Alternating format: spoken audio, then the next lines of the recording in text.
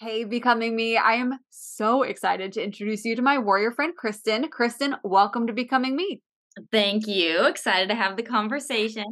I'm so excited. And y'all, Kristin's not a stranger to Becoming Me.tv. I mean, we've had a warrior conversation. You're a friend to me. And it literally was recently that I was like, how have we not shared Kristin's becoming story? So I am so honored today just to unpack your story, who you are, who you're becoming. And before we get there, I know there will be people who are watching and they're like, wait, but who's Kristin? I don't know her yet. So take a minute, introduce yourself, and just like, who's Kristin?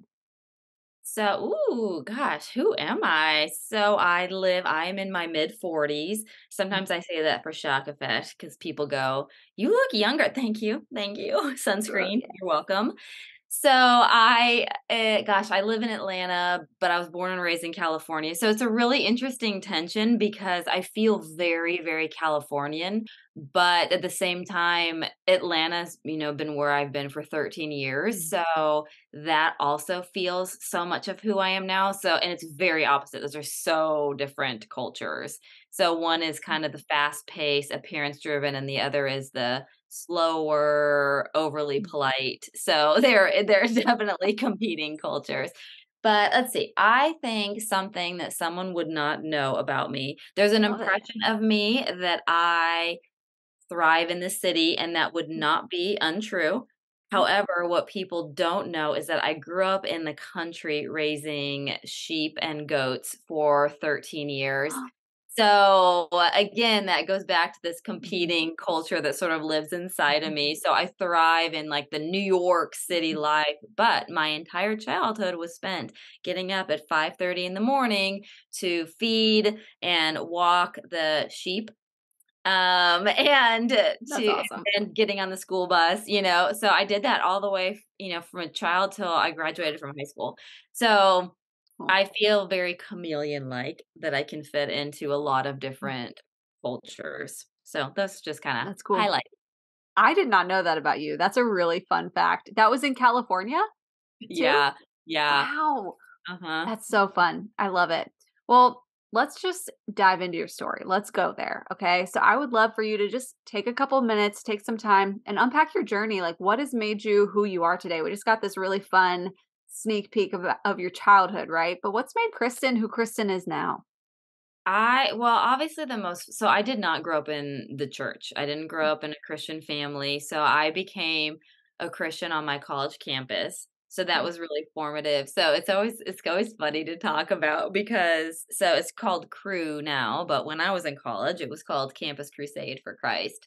And the premise, if you're familiar with Cru, is you walk around sharing your faith with this little booklet. So Mhm. my roommates were Christians and they did that every week. That was just what Wow. they did as 19-year-olds and 18-year-olds. And so I was living with them and I said, "What do you guys do? What do you?" And again, I had already had months of living with them up until this Yeah. point. So that's important to the story. And so anyway, I said, "What do you guys do when you walk around campus?" And my one roommate goes, "Well, do you want to come with us?" Mhm. And I said, "Okay, sure." So we met. I remember it was a Friday in 2000 or no, 1997. It was a Okay. Friday. And so I met her on campus at lunch. And so me and my roommate, we walked around and my roommate's name was Carrie. And we'd walk up to strangers. "Hi, I'm Carrie. This is my roommate, Kristen. We're sharing our faith. Do you have a few minutes?" Because again, that was just the model, Mhm. that, and so everyone said no. I don't know why they would say no to that. But one person said yes, Mhm. and so she goes, "Great." So this stranger sits in the middle, I'm on one side, and Wow. my roommate Carrie's on the other side, so you just read through the tract, Mhm. and so number 1, God loves you and has a wonderful plan for your life, number 2, man is sinful, number 3, Jesus died for man's sin, and I remember going, "Oh, that's how Jesus fits into the equation. Oh, okay, cool, I get it." So I mean, not everyone has a date, and that's not Mhm. gonna make or break your salvation. But for me, it was May 7th, Mhm. 1997.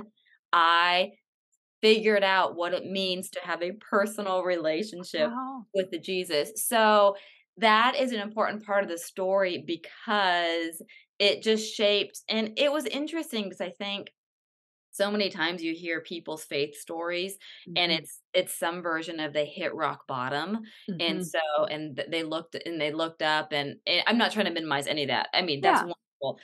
But for me, I was so craving community and a sense of belonging, and I come from a broken home, and I just wanted to fit in, and I wanted this family, Mhm. and that's what being a Christian and having a relationship with God, what so that was like the kind of the carrot that dangled in front of me for wanting to Yeah. pursue who God was. And so that was really big deal to step into this kingdom living in this instant, Mhm. and then, being a part of God's family, but being able to practically feel that in my daily life. And so it gave me a passion for really wanting to order my life around wanting people to feel included, wanting people to feel valued and seen and heard, like they were a part of Mhm. something. And so it is why even now I am really passionate about doing Mhm. life with non-Christians, Yeah. because I don't know if I've ever said this to you or not, but it's something that always sticks with me, is that there are plenty of people who will never go to church. That's never going to be their thing. They will never step foot in the church, but they will have a relationship with me. And I might be the only Bible that they're ever going to Yeah. read. So I really want to steward that well Mhm. and honor that relationship. And again, they don't need to go to church to have a relationship with Jesus or to begin that relationship. So, Right. and I'm fine with that. So I want to do as much life with them as possible because again, that's Mhm. so reflective of my personal story, Yeah. So that's really important, I think. And then just even growing up, it's funny. I told someone this the other day. When you become a Christian through a parachurch organization Mhm. like Campus Crusade, or it could be Mhm. anyone, that was just mine, then all of a sudden you think, okay, well, now I'm going to go on staff with them because that's what you're supposed to do. I did not do that. but but I was sort of walking down, but Mhm. I remember being involved with Crusade during that time, and I Mhm. remember had become friends with a girl who was part of Crusade, and her fiance was going to the seminary. I didn't know what seminary was. I said, "Well, what is that?" She said, Mhm. "Well, it's where you get a basically, it's you get a master's in the Bible." I'm like, "Cool, I want to do that." So I am like walking through Mhm. college with my sights setting on getting a master's in the Bible. I always joke that by the time I got to seminary, I did figure out what it was. So that was helpful. But that really gave me, I'm so thankful for that as well, because it gave me such a passion for really wanting to understand scripture. And someone said this phrase to me the other day. And they said, it's so important to be able to exegete scripture and exegete Mhm. culture, and to Mhm. do one without the other, I think kind of leaves you imbalanced. And so I really, I just value that because it teaches you to how to critically think and systematically think and logically think about what truth is, but that is so applicable to, okay, life, and how do you unpack Mhm. life and within some of those same critical thinking Yeah. skills, how do you marry the two? And that's where, Mhm. the feet on the ground situation is. But I mean, that's kind of a convoluted way to share some of my I story, love it. but it sort of fills in the gaps to sort of what makes me tick and who I Mhm. am and why I interact with people the way I do. Right. No, it definitely does. It gives a clear picture of that and why it's so important to you too. Like that's the very thing that you were searching for and how you met Jesus personally up close. Like I love that. Thank you for unpacking your story. And I do know this about you, but I'm going to ask it anyways. Are you a coffee drinker? 100% yes. Yes, girl. Okay, so tell us how you drink your coffee. Okay, this is going to make people probably be horrified, but I drink insane amounts of coffee and it is decaf. I didn't know that. You drink like only decaf coffee? It's so people go, "What is the purpose of that?" I said, "Listen, the amount of coffee that I'm drinking, I'm confident I'm getting as much caffeine as you all. I just get to enjoy it for longer hours in the morning." Wait, so how many cups of coffee are we talking here? Well, it's probably not that many. So, it's so, like, I do the coffee pot, not the Keurig. It tastes Okay, different to me, so I do I that. do agree. I agree. Okay, thank you. I feel You're like welcome. that's an unpopular opinion. I agree with that one. But so I probably will make, again, it's over hours. So I'll probably make like 10 cups in the Okay. coffee pot. But Okay. 2 cups is 1 mug, so come on. True. I have thought that recently as well because in the morning I'll typically make like the 6, cup and I'm like, that's a lot of coffee, but it's like 2 mugs for me. So I'm like, really it's 2 cups of coffee, even though coffee maker is saying 6. Yeah, it's So, not. It's not 6. no, that's a little cup of coffee. So, yeah. Now mine is caffeinated, so I don't know what that says. But do you drink it black, cream and sugar? Cream and sugar, I put in the that non-dairy powdered creamer in it. Okay. Okay. Is there a certain flavor to that? No, it is the grocery store brand. Gotcha. Okay. I'm curious, like if you were having a decaf cup of coffee with Yeah, someone else, okay? yeah. You're enjoying cup number 10 on this particular day, Huh? and this person's having their cup of coffee, you're chatting, you're talking about your own becoming journeys. What would you say to encourage them to become who God made them to be? Ooh, good question.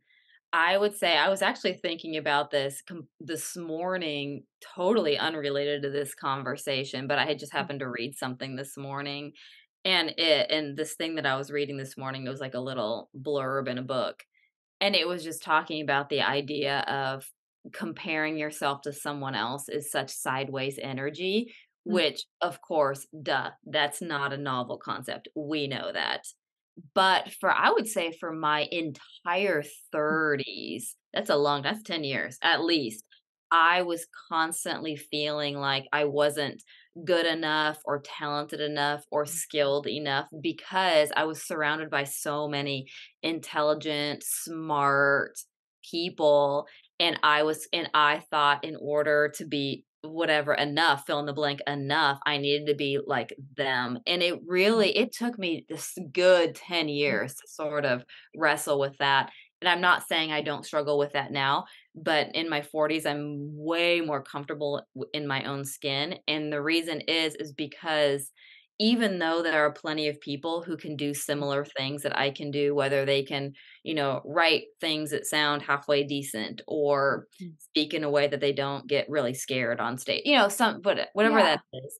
Um, there isn't anyone. I had to really come to terms and own the fact that there's no one with my personality, my DNA, my history. I Mm, am the only one. So outwardly, there might be similar mm, skill sets, but there's no one on the planet besides me with all of those things. So mm, that means if I am still here, then I am the only one that I can do what I can do. And it took me a long time to live into that. But that I feel like is mm, something that I am constantly saying to other people.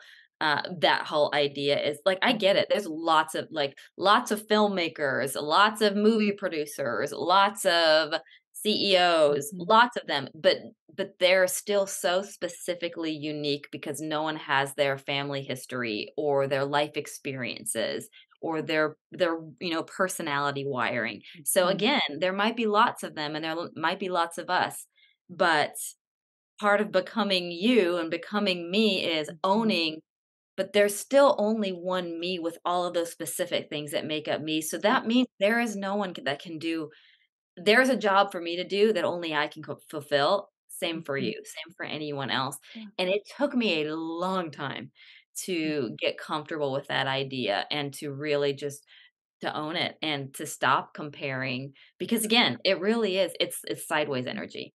Yeah. No, I love how you worded that too. And for maybe somebody who was watching or maybe having that cup of decaf coffee with you, and they're like, okay, I hear you. And I see the freedom you're walking in now and that you're owning that there's only one Kristen, right? How do I get there? If somebody's still struggling with that comparison game and they're extending that sideways energy, what are a couple practical steps they can take to really own who they are? Ooh, that's a good question. Well, number one, I think you really got to be convinced that God, who God is in your life. You really have to be convinced Mhm, that the only one you're trying to please is God. And when you get caught up in trying to get the applause of your friend or your boss or your neighbor or your coworker, Yeah. that can start to spin you out of control because when you don't get that applause, what does that do to you? Right. So, and part of that comes with being, I think, stewarding what's right in front of you. Mhm. And so, not looking to see what's right in front of someone else. But Mhm. okay, so what is your job today? It might not be your forever job. You might Right. hate your job. That's normal. That happens. But it's still your job today. And Mhm. it's so how do you be a good steward of what and know that, hey, I gave this my all today. Mhm. And if and whatever my best is, that's what I gave. And I can't compare that best to someone else because Right. this was my best. So and that's okay. And Yeah. so when we can get to a place where we realize, okay, I did everything I could do Mm. today. I was responsible with what was in front of me, whether that was a relationship, Mhm. someone needed a listening ear, and I stopped as opposed to, hey, I'm busy. I got to go to Trader Joe's. Mhm. But Exactly. I think when you develop those habits, that Mm. slowly begins to change Mhm. the trajectory of where you're going. Again, I don't think that being comfortable in your own skin is an overnight quick fix. I think it Right. can take months, if not years, for people. Well, it took years for me. I'm not an overachiever in that category. No, that's so helpful. Like, and thank you for just unpacking that and sharing it. It's something that I say often, like, choose to be you. And in my own story, I found myself coming to a spot at one point where I felt like I didn't know who I wanted to be. And Mhm. that's when my dad challenged me, like, you know who you want to be. You just have to choose to be you. And I think when we choose to be who we are, you stop comparing, you stop extending that sideways energy, like you shared, and Yeah. you just start being comfortable in your own skin and what freedom that that's inviting us into. I love that. Right, that's so good. You totally just reminded me of something. I remember, like maybe I don't know how long ago it was, 5 years ago maybe, Mhm, and the storyline in my head was I needed to walk into the room and be a big giant personality and be mm, really because I thought that was everybody likes the fun people, whereas I am a stronger personality, but I'm mm. not like this really loud, dominant like that. I'm not the life of the party. Yeah. I'm more quietly dominant when I come into a room. Mhm, So, but I mm, remember someone because I thought that that was what I was supposed to be, mm. because that's Yeah. what I saw other people who were like that got a lot of attention. And I remember I was doing that one day, and the person I was meeting with, I walked into his office and he said, "Can I give you some feedback?" Worst words ever. I was like, and he goes, "You seem like you have a lot of Mm, nervous energy about you." And I'm mm. so glad he said that because what he was experiencing was me trying to be someone that I wasn't. Yeah. And how it came across to someone else was, "You have a lot of nervous energy about you." And I mean, it's so Wow. embarrassing when you hear stuff like that. But I'm glad, hindsight, I'm glad because then it was like, Yeah. "Okay, Kristen, stop whatever this charade is and what you think you're supposed to be. Just walk into a room how you would walk into a room. If someone doesn't like it, like, that doesn't matter, like, it Right. doesn't matter, I just be who I am when I walk into a room." I love that. Be who you are when you walk into a room. That's mic drop. So encouraging. Like, thank you for empowering and inviting us to walk into that freedom on our becoming journeys. And that's really the core and the foundation of becoming you. You've got to own you. Like, you can't become somebody else. You can only become you. Kristen, I also know you are an author. You're doing a lot of amazing things. How can people like connect with your books, with you? If you want to tell us a little bit about your books. How can people connect with you? So, the short commercial for the book is Beyond the Swipe, and, the target audience is honestly younger women Mhm. is really who I was writing to, meaning, gosh, what would I have wanted to hear as a 24 or 25-year-old? Not to say that the book is limited to that age, but Right. that was sort of who I had in mind myself at that age. And so really just wanting to speak into the space of how do you have healthy relationships in the context of dating. So Yeah. that's all that is. So, and where can people connect with you online? So the easiest way is Instagram.